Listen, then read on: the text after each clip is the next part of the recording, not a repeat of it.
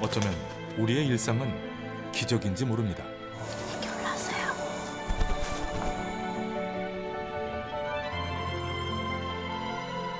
자연은 섬세한 연결망입니다.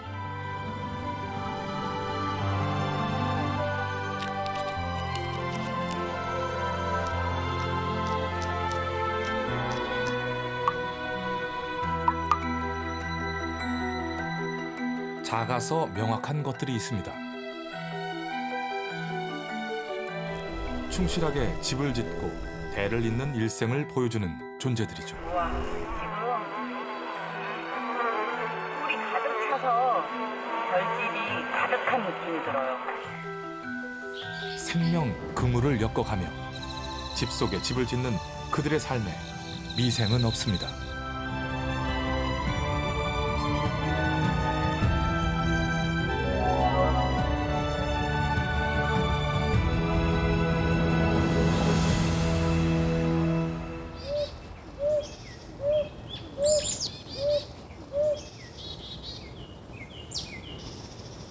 자, 지금부터 저희 집을 소개해 보도록 하겠습니다.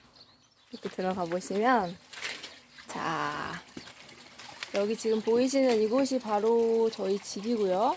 그리고 이렇게 쭉 가다 보면 이 위쪽에는 목련나무가 있어요. 이 목련나무는 되게 오래된 나무인데요. 곤질박이가 와서 새끼를 키우기도 하고,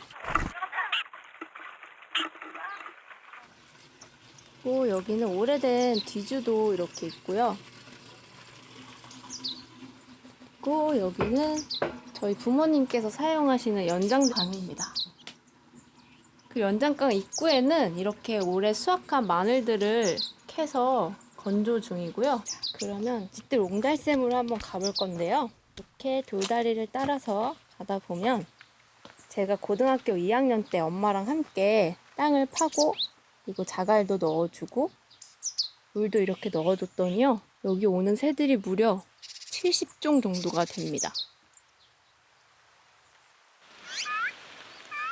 그리고 여기 보이시는 이 나무는 저희가 심은 나무가 아니고 새들이 심은 나무예요. 새들이 와서 먹이를 먹고 배설을 했는지 어느새 나무가 이렇게 자라나서 다시 새들이 이용하는 나무가 되었습니다.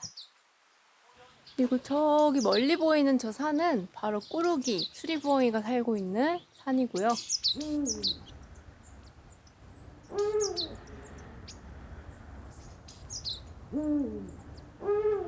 새소리 따라 오솔길을 걷다 보면 이 동네 터줏대감을 만납니다.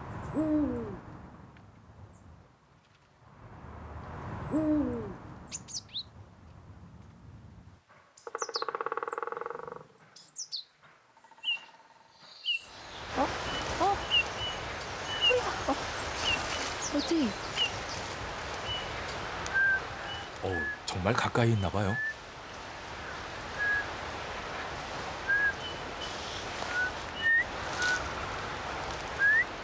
반가운 멋쟁이 새. 양복 입은 겨울 신사로 불리죠.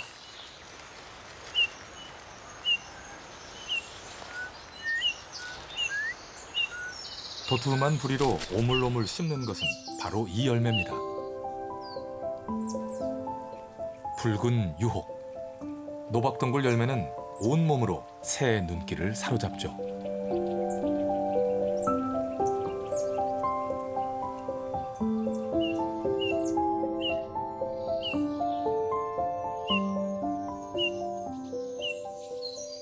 멋쟁이 새를 따라가다 보면 수수한 열매를 만나게 됩니다.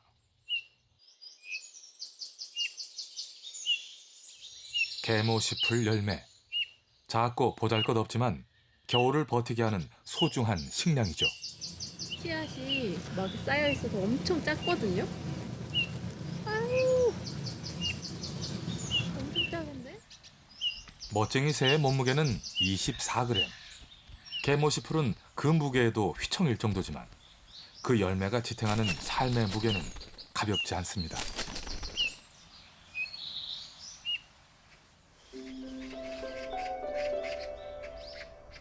새를 가까이 한 생활이 20년째. 집을 연구소 삼았고 오늘도 새와 일상을 나눕니다.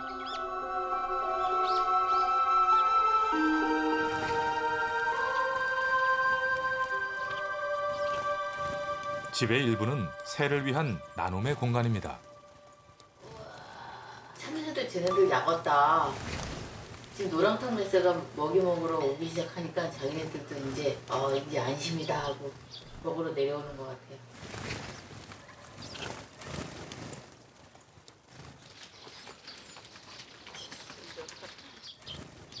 겨울, 배고픔을 달래주는 건 흩어진 씨앗입니다. 사마귀 알집까지 쪼아대야 버틸 수 있죠.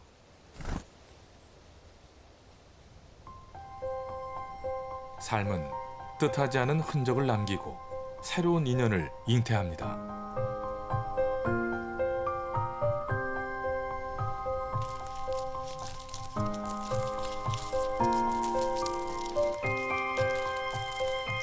뒷산 멋쟁이 새를 잊지 않으셨죠? 그의 알리바이가 뒤뜰에 남았습니다.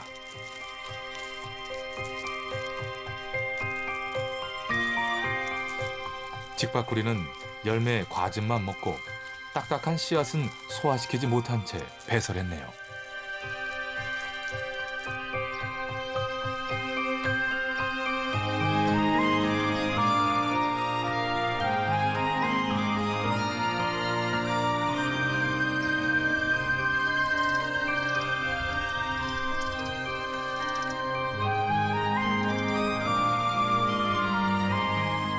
나무는 이 순간을 위해 겨우내 에너지를 비축했습니다.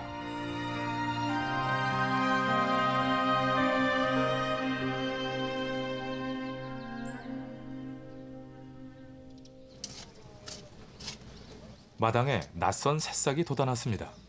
뭘까요? 이 담쟁이 좀 보세요. 이게 막 수북하게 올라와갖고 이건 내가 심은 적이 없는데 이게 뭐지 했는데 새들이 엄청 이 열매를 먹고 그 똥을 싸더라고요. 맨 처음엔 뭔가 했더니 담쟁이 열매를 먹고 똥을 싼 거예요. 발화가 된 거죠, 이렇게. 이야. 하하, 새들의 소행이었군요.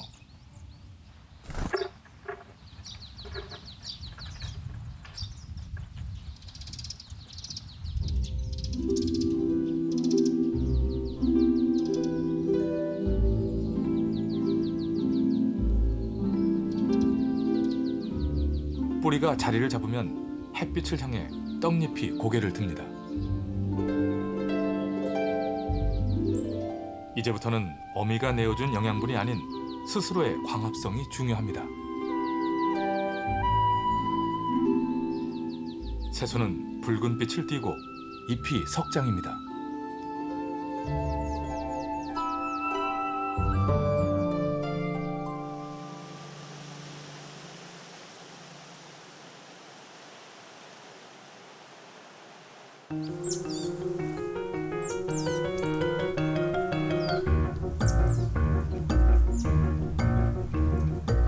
담쟁이는 홀로 서지 못합니다. 기댈 곳을 찾아야 살아남을 수 있죠. 흙바는 뿌리가 변형된 것으로 꿈틀대며 붙을 곳을 물색합니다. 미세한 굴곡을 촉각으로 읽어내고 하나 둘 발을 뻗습니다.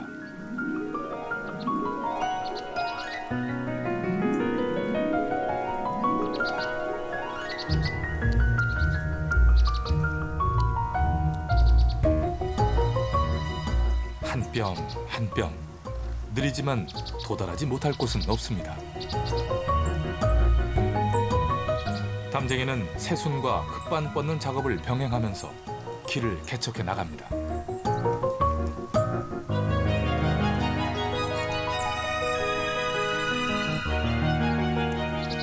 얘네들은 가지를 뻗기 시작하면 어디로 뻗을지 모르는 그런 기대감이 있어요. 전혀 예상하지 못했던 방향으로 막 뻗거든요.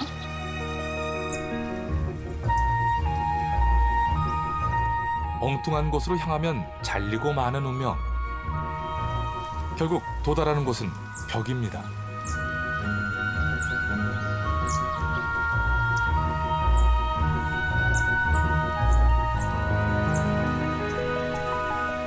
초록 덮개가 되어 집을 감싼 담쟁이. 반가운 나비가 왔습니다.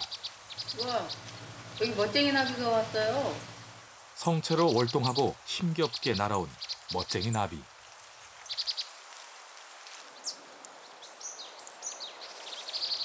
창호지를 뜯는 쌍살벌도 겨울을 홀로 버텨낸 여왕벌입니다. 방금 전에도 쌍살벌들이 내가 이걸 가져다가 둥지를 짓는 것 같아. 구멍이 엄청 많아요. 본능적으로 아는 거지 이게. 천연 펄프라는 걸 알고 노력하는 거겠지.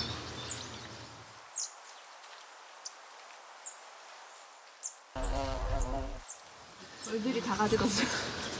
벌들이 가져간 자리가 자꾸 바람에 그냥 뿅 떨어진 거예요.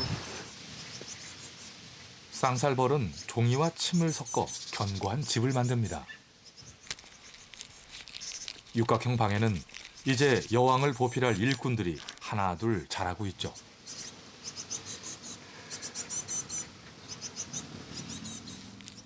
처마 아래 쌍살벌 왕국은 이렇게 은밀하게 시작됩니다.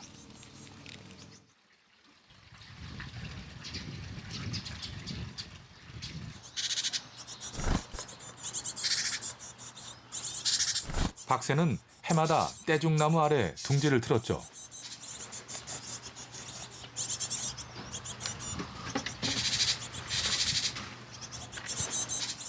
둥지에서 나온 새끼, 겁없이 마당을 헤맵니다.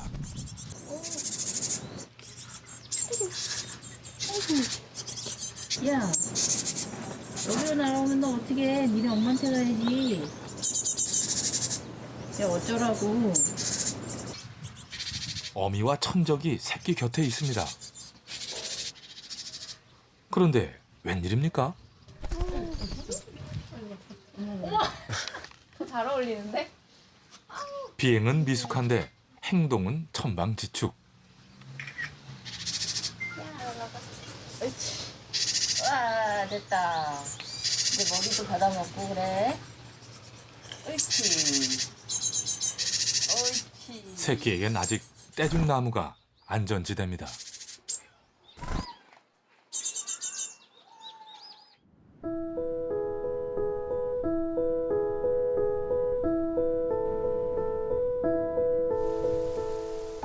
박새를 떠나보는 떼죽나무. 땅을 향해 꽃을 피웁니다. 이 떼죽나무는요, 아이들 유치원 때 이게 작은 나무를 저희 앞동산에서 캐다가 여기다 심었어요. 열매도 예쁘지만 꽃 향기가 굉장히 아름답거든요. 그래서 이제 이 꽃 향기가 아이들 창문 틈으로 솔솔 들어가고. 젓가락 굵기였던 이 떼죽나무는 어느새 20살을 넘겼습니다. 아이들도 그 세월만큼 성장했죠. 엄마는 아이들이 유년 시절의 그 꽃향기를 기억하리라 믿습니다. 나무는 꽃과 열매로 늘 약속을 지키기 때문이죠.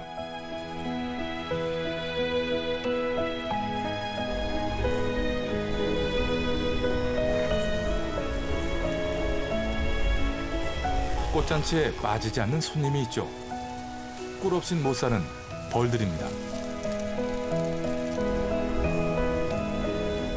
저 보세요. 지금 다리에도 이 가루들이를 잔뜩 묻히고 지금 날아왔는데요.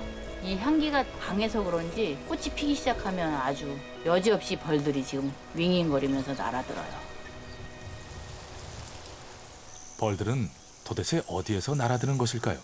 자, 이 길은요. 숲이 시작되고 있어요. 네, 숲이 시작되는 초입인데 저희가 이제 수리부엉이를 보러 다니는 그 숲이에요. 지금 새소리도 계속 들리고 있네요.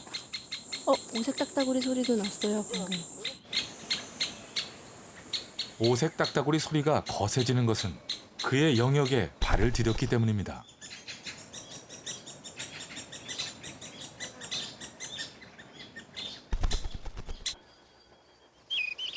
하늘에서 방금 아니에요? 그래?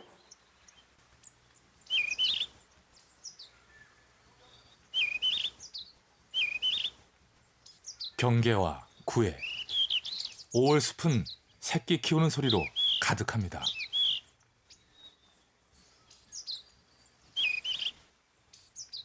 오도동 뒷산 절벽.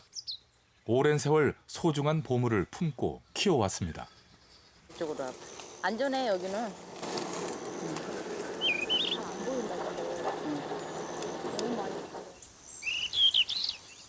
숲의 최강자. 홀로 서기를 준비 중인가요?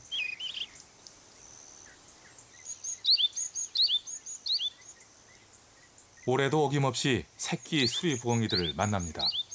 건강한 눈빛이어서 반가움은 더 커집니다. 어떻게 두 마리가 같이 있네. 대박이다. 둥지 떠나와서 이동하는 동선들이 여기에 아주 딱 길이 나 있더라고. 마치 선반처럼.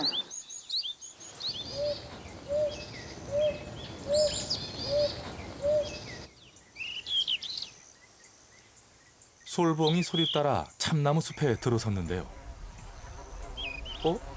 새 둥지에 벌떼가 몰려들었습니다.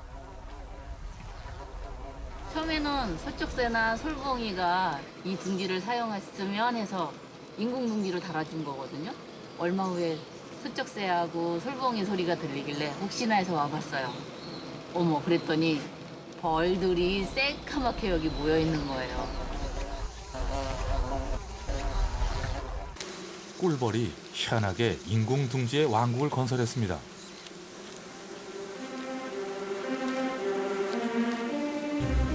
이보다 정교한 집이 있을까요? 꿀벌은 밀랍으로 육각형의 방을 만듭니다. 꽃가루를 모아 방을 채운 것은 애벌레 먹이를 보관하기 위해서입니다. 저 많은 벌집에 꿀이 들어있고 또 알을 낳아서 애벌레가 저 속에서 자라는 거잖아요. 벌집을 한번 자세히 들여다볼까요? 여기는 여왕벌이 산란한 알방이고요. 뚜껑이 닫힌 여기는 꿀방입니다.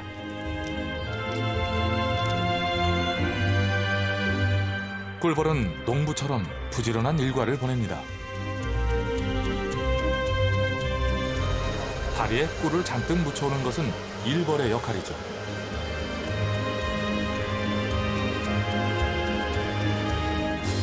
팔자춤은 꿀의 위치 정보를 알려주는 꿀벌의 언어입니다. 태양의 방향에서 어느 쪽으로 가면 꿀이 있다 하고 동료들에게 알려주는 것이죠. 저 어마어마한 꿀벌 군단들 중에 일부는 초록새 연구소에 있는 담쟁이에 지금 꿀벌들이 엄청 많이 와 있거든? 그 중에 일부일 수도 있겠다는 생각이 들어. 걔네가 꿀 가져다 일로 들어가는 걸 수도 있지. 충분히 그럴 수 있지. 지금 거리가 한 800m?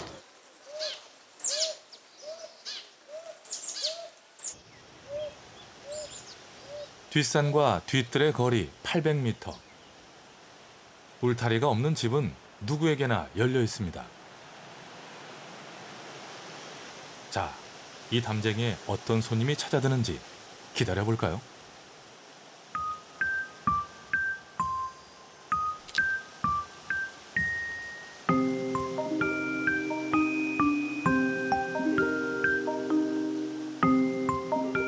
담쟁이 꽃망울이 벌어집니다. 꽃가루 가득한 5개의 수술과 가운데 암술 하나를 가진 어엿한 꽃이지요.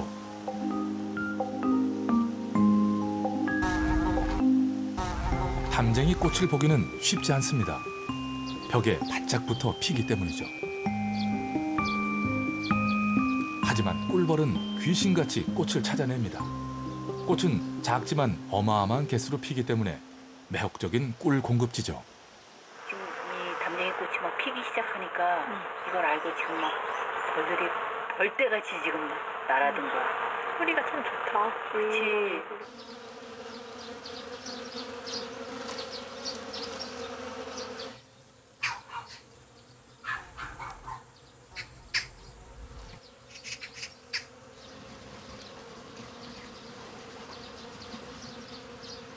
떼죽나무와 담쟁이는 번갈아가며 꿀벌을 초대합니다.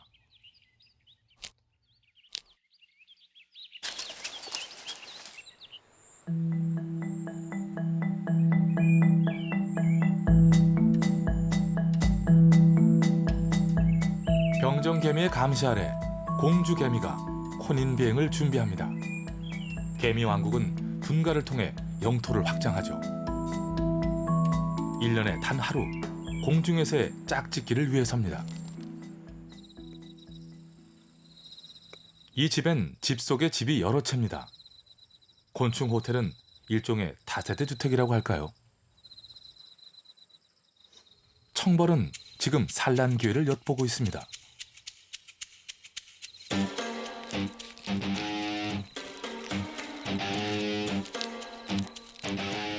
집을 만들지 못하는 청벌은 기생을 통해 대를 이어야 합니다.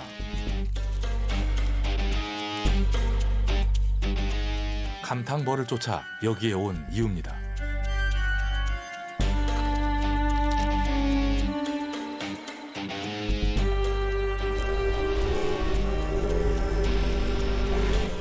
애벌레의 몸에 알을 붙인 감탕벌.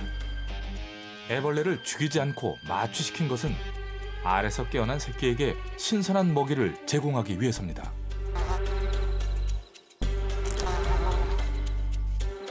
기생하려는 청벌의 경쟁도 만만치 않습니다. 단단한 외골격, 배끝에 톱니 같은 돌기는 진흙을 파내기에 유용하죠. 산란관도 살짝 보이네요.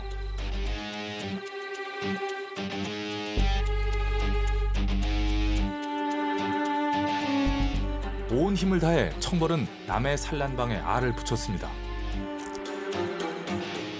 청벌 알은 먼저 깨어나 애벌레와 감탕벌 알을 먹어치우죠.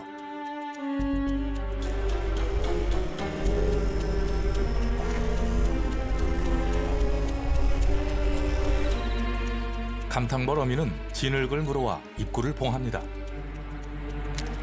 습도를 유지하고 개미의 침입을 막기 위해서죠.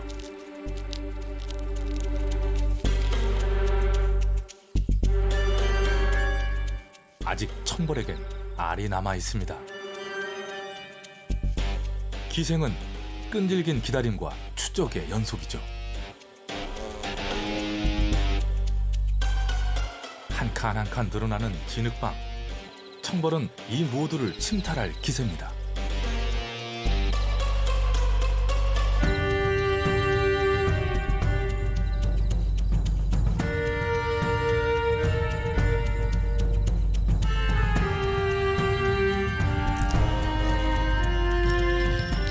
기생당한 줄 아는지 모르는지 감탕벌 어미는 마지막 공사까지 정성을 다합니다. 이렇게 뭐 많이 메어있다. 하나, 둘, 셋, 넷, 다섯, 여섯, 일곱. 방이 꽉 여기 찼어. 방이 진짜 꽉 찼는데? 방 거의 다 찼어. 산란방 공사, 재료와 먹이도 가지가지입니다. 조롱박벌은 지푸라기로 습도를 조절합니다.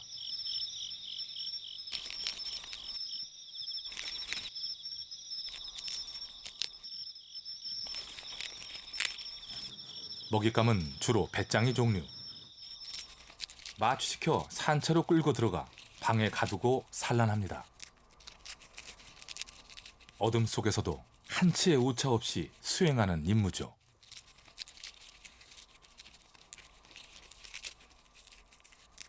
살아있으나 동작신경이 마비된 먹이.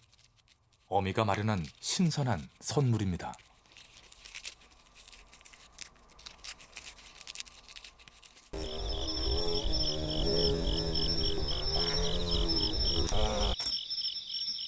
지금 보니까 계속 끊임없이 뭘 물고 들어가고 하는데 종류도 되게 다양하고요. 그리고 어떤 애는 뭐 꽃, 어떤 애는 풀, 어떤 애는 한지, 이 어떤 애는 송진, 종류가 또 다 다른 거 보니까 또 나온다. 저기 또 나와. 왕가위벌은 송진을 물어와 산란방 공사를 합니다. 송진은 부패를 막아주죠.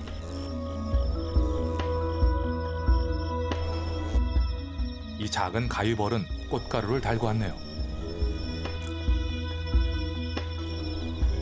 가위벌 이름은 잎사귀를 정교하게 잘 자르기 때문에 붙여졌습니다.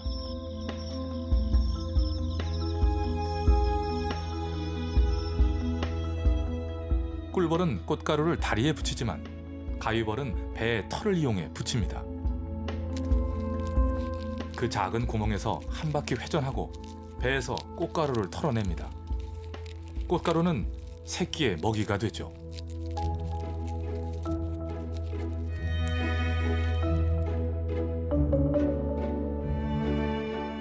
이어 산란을 하고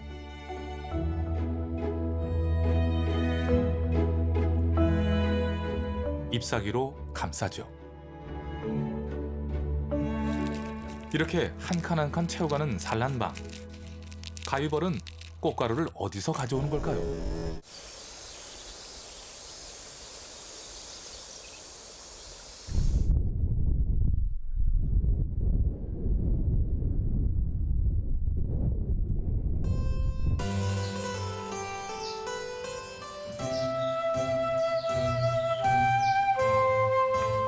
곤충과 식물은 오랜 세월 치밀한 거래를 해왔습니다.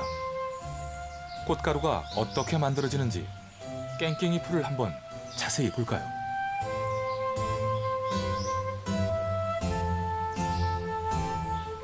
성숙하면 수술이 막을 퍼뜨려 꽃가루를 들어올리는데요. 많은 에너지를 쏟은 꽃가루는 다양한 양분이 들어있죠. 꽃은 자가 수분을 피하기 위해 꽃가루 전달자를 고용하게 됩니다. 바로 벌과 나비죠. 마당에서 마주한 산호랑나비. 그냥 호랑나비죠.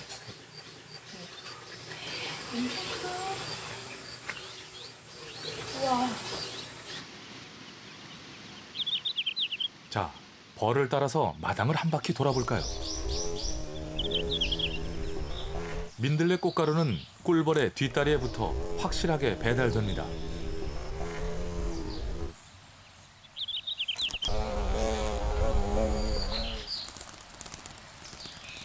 벌새처럼 정지비행을 하는 꼬리박 각시.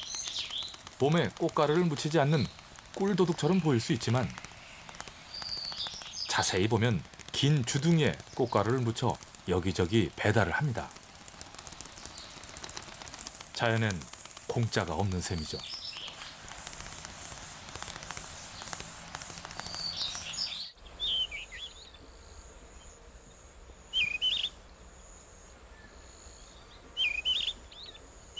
뒤뜰 한켠의 제비꽃. 이번엔 씨앗의 여정을 한번 볼까요?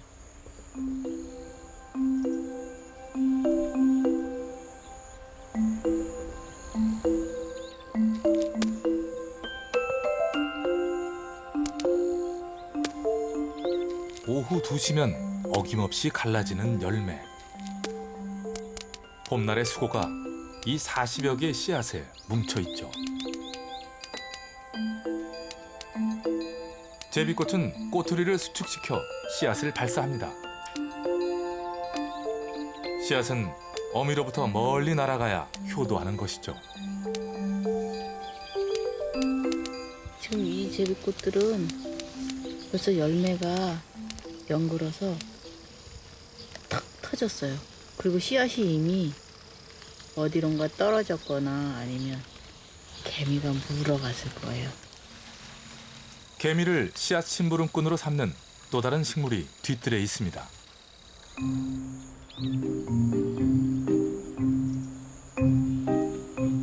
깽깽이 풀은 좀 더 크고 무거운 씨앗을 땅에 내려놓죠.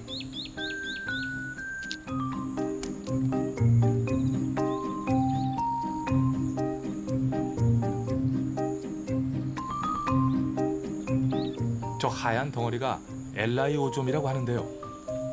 단백질, 지방 등 영양분이 많아 개미들이 부지런히 씨앗을 가져가게 되죠. 식물과 곤충의 오묘한 협력으로 뒤뜰은 날마다 변화합니다.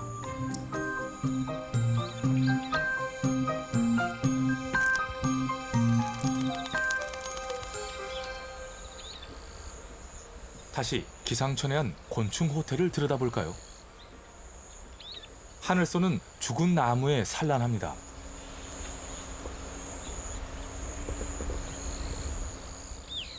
하늘소 추적자 고치벌. 더듬이로 작은 틈을 살핍니다.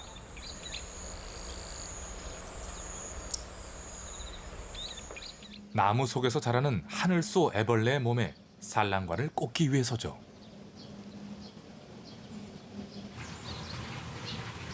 타고도 나무 갉아내는 소리가 그 나무 속에서 갉아낸 그 나무 꽃빵 이런 것들을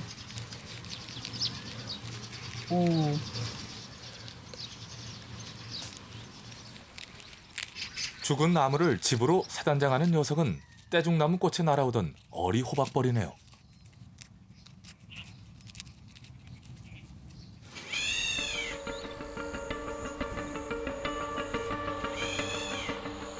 밑들이 벌의 더듬이는 나무 속 진동을 감지하는 중입니다. 특히 가위벌의 애벌레에 기생하는 종으로 알려져 있죠. 목표물 발견.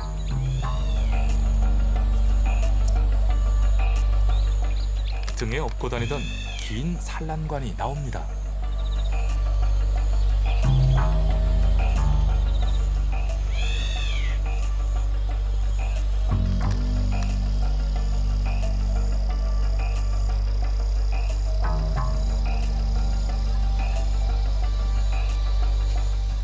산란관 끝엔 톱니가 나 있어 나무에 구멍을 내면서 파고 들어가죠.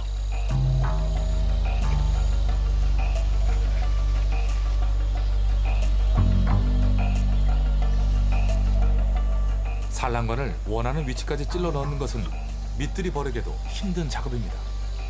10여 분간 밀어넣기가 계속되고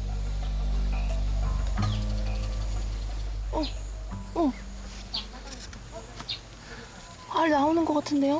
너무 희한하게 생겼어.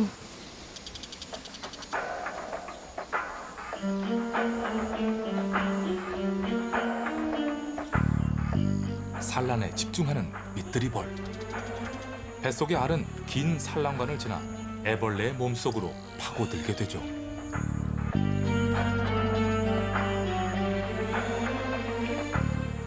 얼마나 많은 힘을 쏟았을까요?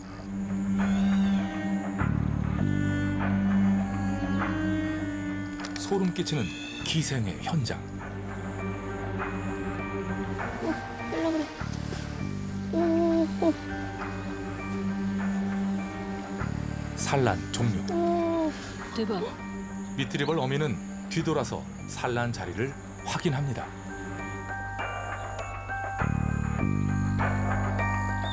세수한다. 더듬이 세수? 응.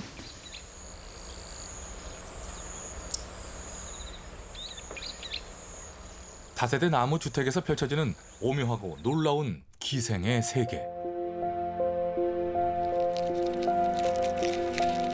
깊고 어두운 구멍에서 탈바꿈을 거듭해야 어미를 닮은 벌이 될 수 있습니다. 번데기의 시간은 멈춤이 아니라 꿈틀대는 삶의 준비라 하겠죠.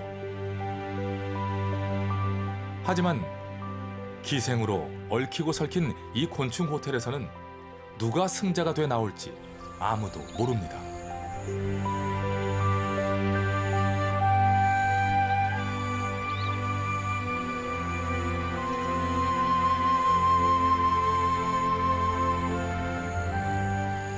잘 보이지 않지만 집 주변에는 더불어 살아가는 존재들이 많습니다. 뒤뜰 옹달샘은 15년째 새들을 위해 내어준 공간입니다.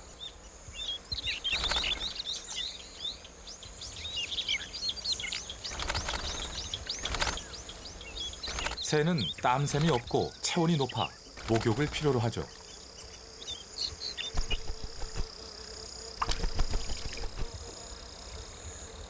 예민한 물가치도 이젠 망설임 없이 목을 축이기 위해 이곳을 찾습니다.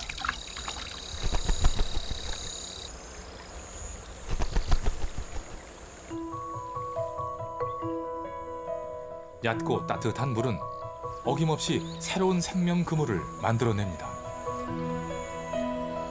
새들의 발에 묻어온 개구리 밥이 초록 융단을 깔면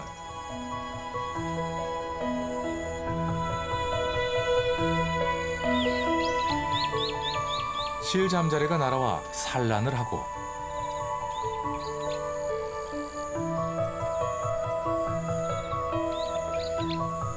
목마르고 배고픈 자들이 찾아와 작은 먹이 사슬을 일궈 나가죠.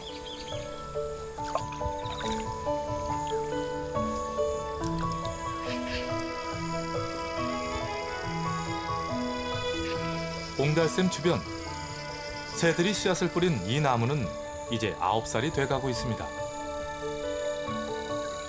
어느 해 초겨울에 이 뒤뜰 옹달샘에 황여새, 홍여새가 약 30여 마리가 때로 날아온 적이 있어요. 그리고 나서부터 어느 순간 이 작은 나무가 자라기 시작하는 거예요. 저 나무는 황여새, 홍여새가 심은 나무예요. 새들이 물을 마시고 배설하면서 키운 노간주 나무, 산수유, 고용나무. 이젠 작은 숲으로 성장하고 있습니다.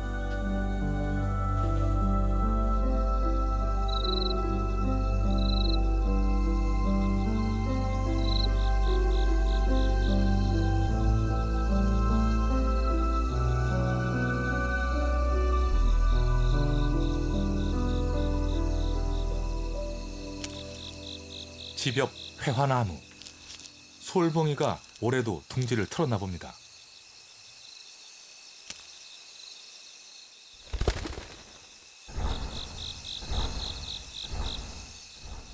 (15년쯤) 됐을까요? 같은 솔봉이는 아니겠지만 해마다 꼭 저 자리에서 새끼를 키워냈답니다.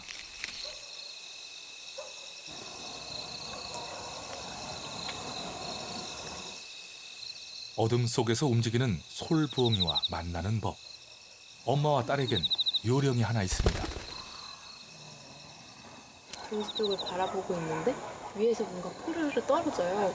어미가 먹이를 잡아와가지고 바로 날개를 떼어버리고 새끼한테 가져다가 먹이는데요. 그 솔부엉이가 보이지 않을 때 엄마가 떨어진다. 가루 같은 게 날린다. 날린다 딱 보면 어미가 먹이 손질을 하고 있어요. 여름철새 솔부엉이의 번식 시기는 대형 나방의 발생 시기와 일치합니다. 새끼의 먹이는 부드럽게. 이 밤 솔부엉이 부부의 정성을 봅니다.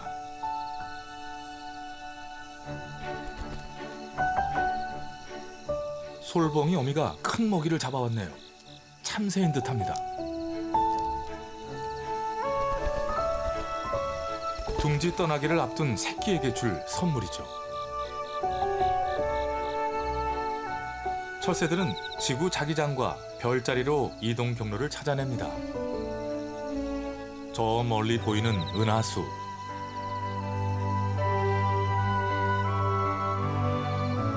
회화나무 둥지 위로 백조자리가 흐르고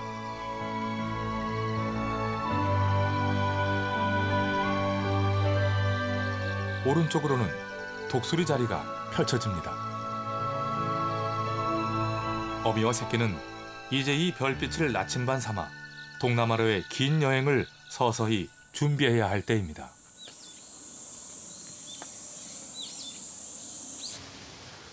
다시 회화나무 아래 섰습니다.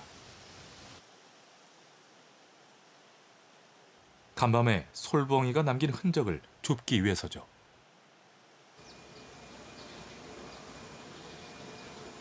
이거 보세요. 이건 지금 사슴벌레 턱이거든요. 턱, 그리고 이거 등딱지 이런 부분을 다 떼어내고 이 주변에서 서식하는 이런 곤충들을 솔봉이가 또 먹이로 사용하는 그런 흔적들이잖아요. 되게 재밌어요.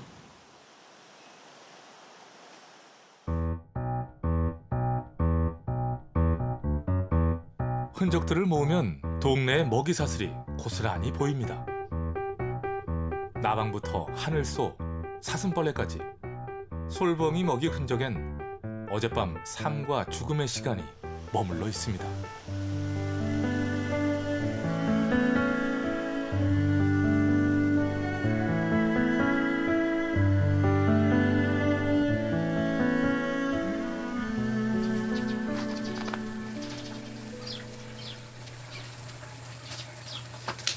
새를 가까이 하면서 이 집에서 보낸 30년의 세월.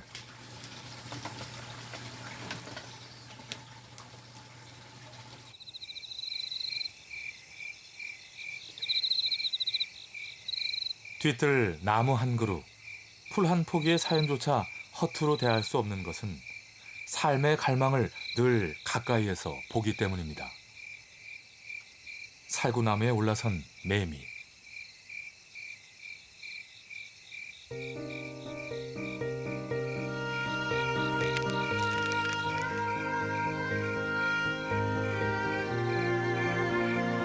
오늘 밤 뒤뜰은 날개도지를 위한 대변신이 펼쳐질 모양입니다.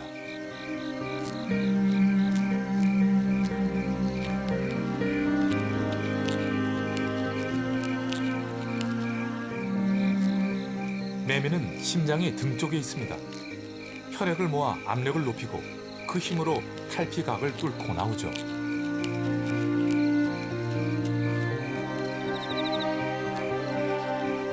자세히 들여다보면 기적이 아닌 삶이 없습니다. 일상 속에 있는 자연의 경이어서 더 찬란한지도 모르고요.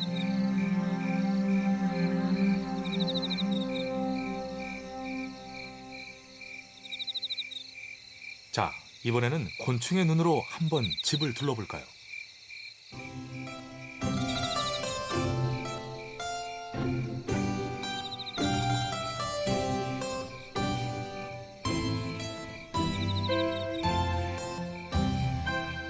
곤충은 자외선 영역을 감지하는데요.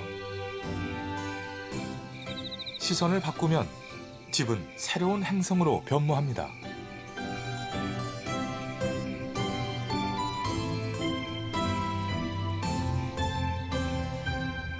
해 뜨기 직전 꽃잎을 펼치는 맥꽃.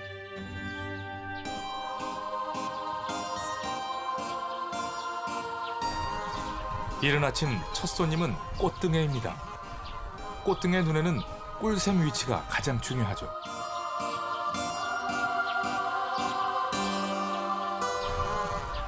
꽃잎은 착륙장이 되고 암술과 수술을 건드린 다음 꿀샘에 도달하게 됩니다.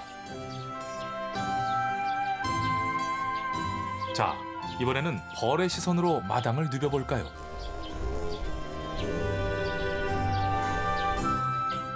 자외선으로 보면 꿀 있는 곳이 자외선을 흡수해 검고 도드라지게 나타납니다. 길을 쉽게 찾게 해주는 셈인데요. 꽃과 곤충이 맞춤형 단짝인 것은 바로 이런 이유 때문입니다.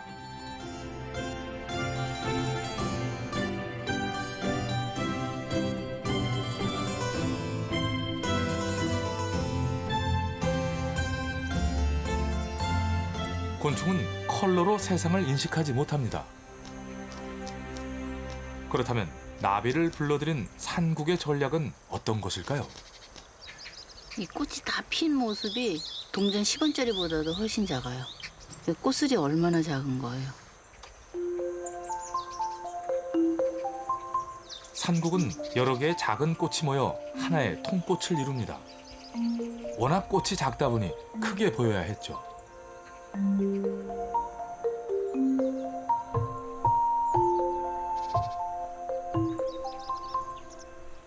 수술에서 꽃가루가 터지면 짙은 향기가 멀리 퍼져나갑니다.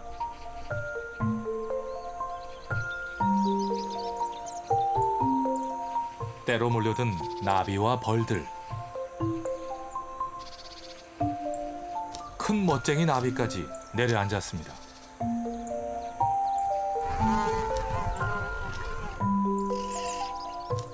꿀빨기에 몰두할수록 천적의 접근은 쉬워지고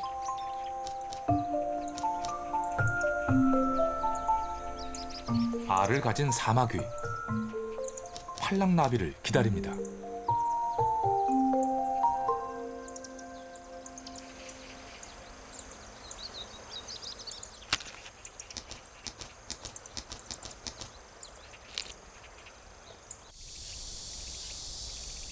멋쟁이 나비는 어디서 날아온 것일까요? 뒷산 절벽. 수리부엉이 부부가 20년 넘게 살아온 터전입니다.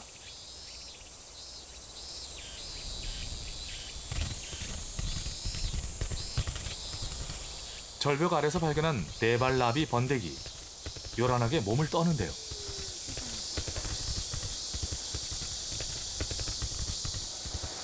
소리도 나요.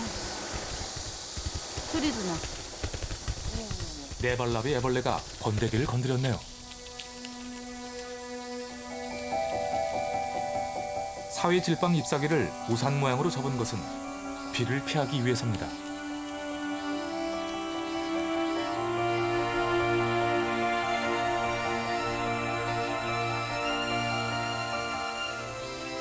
나비 애벌레는 저마다 즐겨 먹는 기주식물이 있습니다. 멋쟁이 나비 애벌레는 개모시풀이 주 먹이죠. 작고 볼품없는 꽃과 억센 잎사귀를 지닌 개모시풀.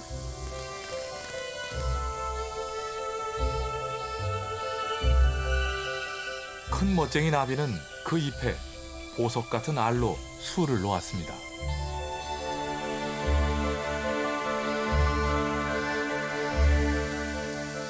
잎사귀를 말면 은신처가 마련되는데요. 허물벗기나 번데기가 될 때 이용합니다.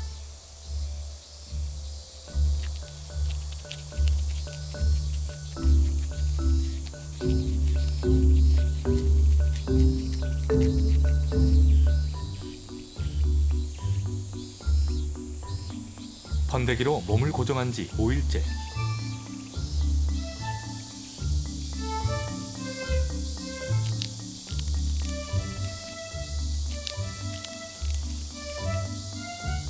멋쟁이 나비가 깨어납니다.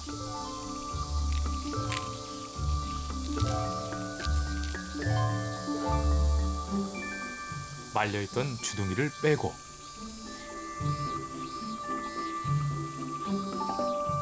날개를 펼치면 멋쟁이라는 이름으로 개모시풀이 키운 새와 나비가 탄생합니다.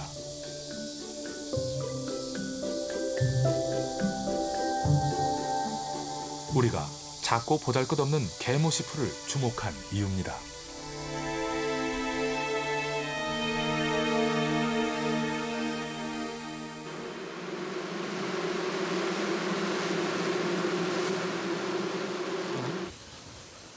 오늘은 꿀 수확하는 날.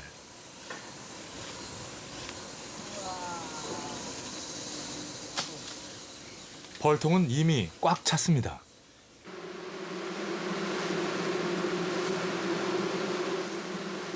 부부가 처음 경험하는 일. 손이 서툴러서 두려움 반, 기대 반입니다. 세상에. 어마어마하다.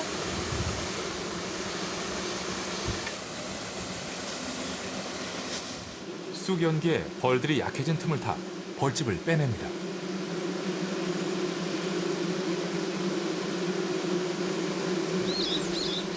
이야, 꿀이 제법 많은 것 같은데요? 여기 벌 또 붙어 있는데. 이제 다 딴 거죠? 하나 남겨둬야지 그걸요. 와. 어느새 벌에 대한 두려움도 달아나 버립니다. 뼈를 만든 건데. 근데 이거 내가 이렇게 따면서 꿀을 이렇게 먹어보려 난 상상도 못해서. 그치. 참 남들이 그 TV에서 보는 거, 어. 꿀 따는 거 그 직접해서 먹잖아. 야, 나도 저런 거 한번 언제 한번 먹어볼까.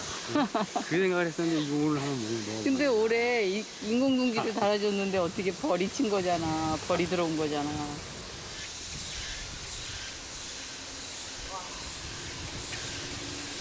너무 행복하지.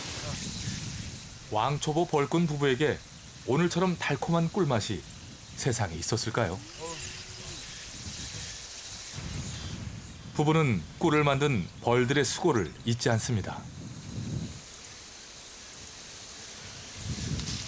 꿀벌들이 저희 마당에서 꽃가루를 묻혀가서 둥지 안에서 꿀을 만들었잖아요. 결국 이 꿀이 입을 통해서 저희 몸에 곳곳에 꿀물처럼 흐르듯이 몸에 들어왔어요. 결국은 벌과 저와 저희 집은 그리고 이 숲은 하나의 어떤 연결고리로 이렇게 연결되어 있고 순환하는 거예요.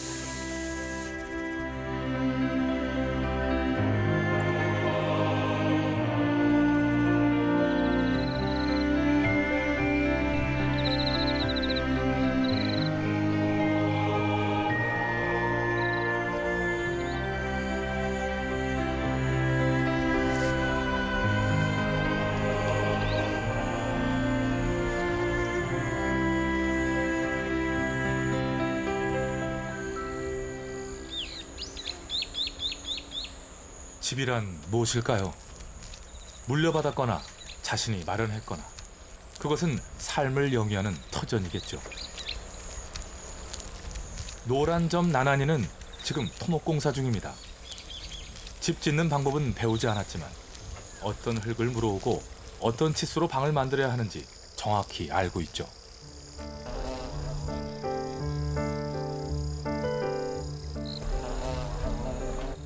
그들의 집은 크지 않습니다. 부실 공사도 전혀 없죠. 큰 호리병 벌은 지늘개 침을 가미해 집을 견고히 합니다.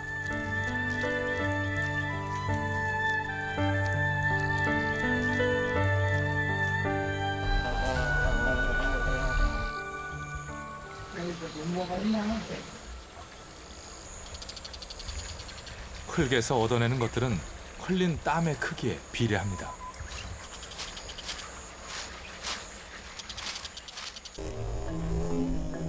호리병벌 어미는 오늘 몇 번이나 진흙을 물어왔을까요? 모든 공사는 마무리해서 솜씨를 바랍니다.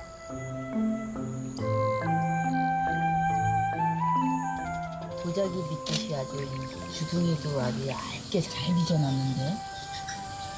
이야, 신기하다. 산란, 온 힘을 다해 몸을 고정합니다.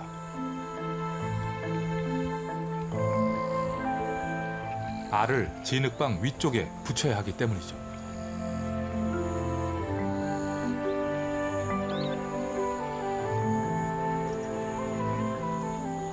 벌들이 흙집을 짓고 알을 낳고 거기서 어떤 삶의 과정을 들여다보면 사람들이 한 집에서 아이들을 키우고 공성을 들여서 살아가는 그런 과정과 별반 다르지 않다고 생각해요.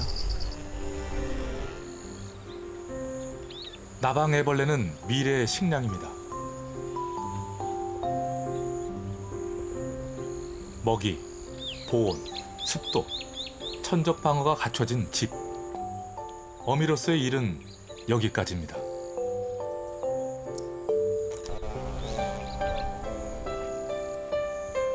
오래된 집을 기억하는 것은 흙입니다.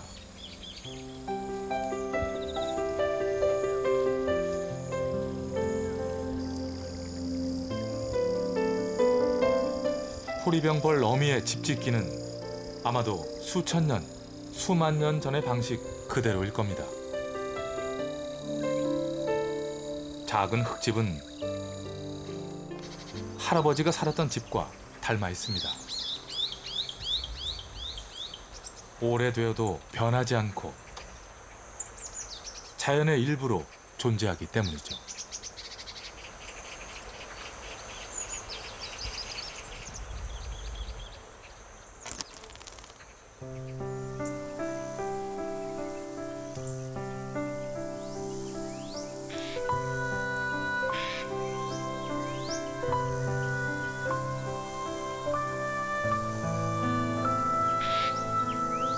기나긴 꽃과 씨앗의 여행이 열매로 익었습니다.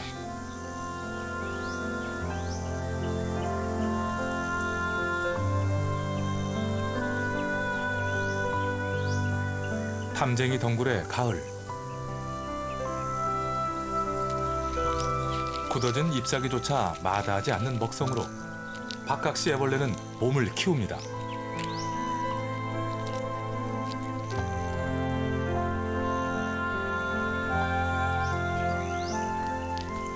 사막 위 어미는 배끝에서 거품을 쏟아내 알집을 만듭니다. 겨울 추위에도 끄떡없는 포근하고 단단한 알집이죠.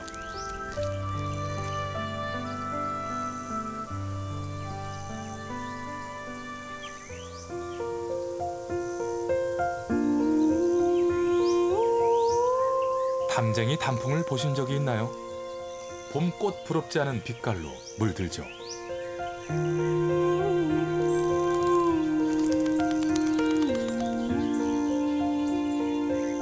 떨켜는 수분 통로를 차단하는 조직입니다.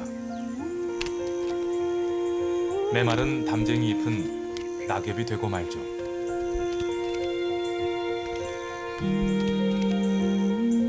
씨앗의 발아부터 낙엽이 되기까지 담쟁이의 1년이 벽에 남았습니다.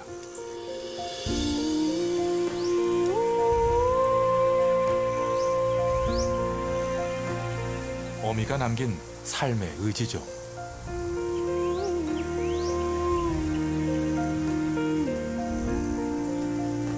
안쓰러워요.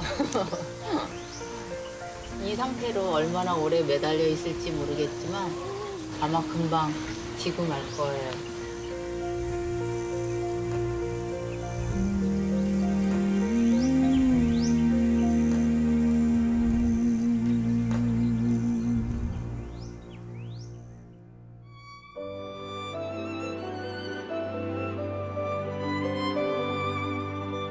저희 뒤뜰과 이어지는 오솔길들이 중간중간 허리가 잘려나갔어요. 뒷산에 있는 수리부엉이들, 그 가족들, 그곳을 에워싸고 있는 우리 마을, 작은 오솔길 이런 것들이 다 하나로 연결되어 있기 때문에 가능하면 끝까지 지켜주고 싶어요.